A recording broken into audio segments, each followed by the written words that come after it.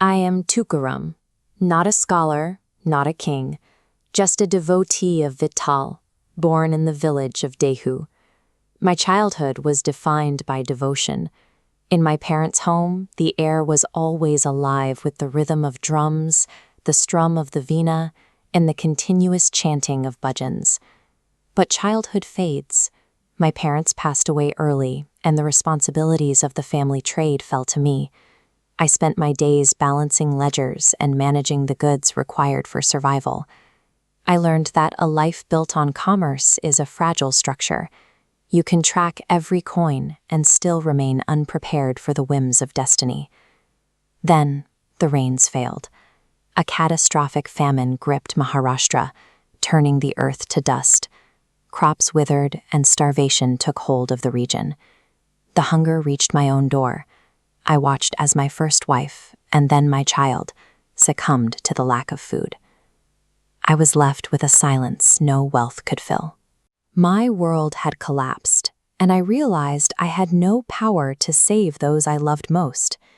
In that emptiness, the nature of worldly things changed. I saw that wealth and status are sand. They slip through your fingers the moment the wind changes. It took the loss of my worldly attachments to see what remains. When everything else burns away, the name of the Lord is the only anchor a human being truly has. I walked to the banks of the Indriani River. There, I surrendered my grief and my ego at the feet of Vital.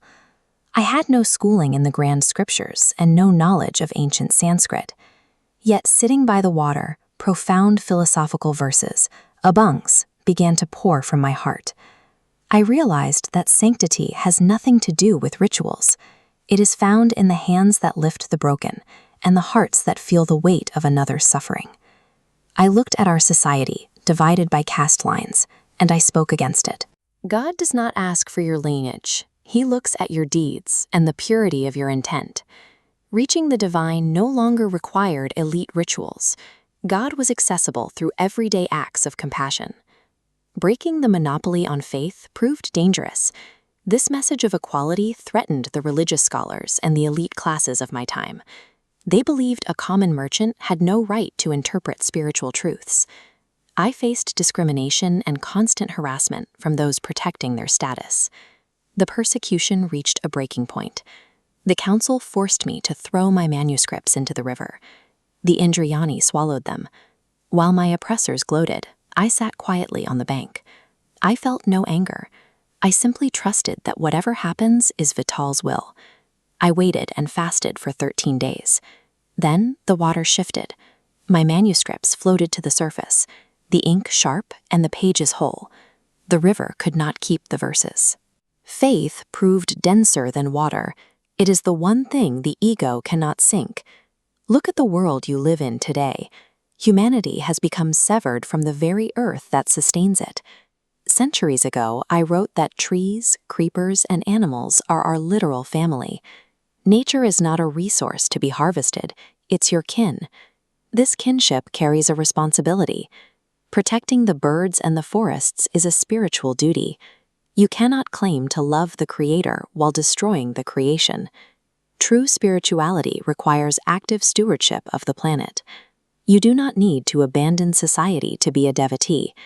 Earn your wealth and make progress, provided you do not abandon your humanity. God is not confined to stone temples. Performing your job with integrity is your passion. Serving your parents and helping the needy is your puja. When darkness comes, you don't need a complex ritual. You only need the quiet chanting of the name in your heart. I leave you with the only wealth I ever possessed. A mantra to guide you through the storms. Ram, Krishna, Hari. My verses survive not because of the words themselves, but because they carry the indestructible frequency of love.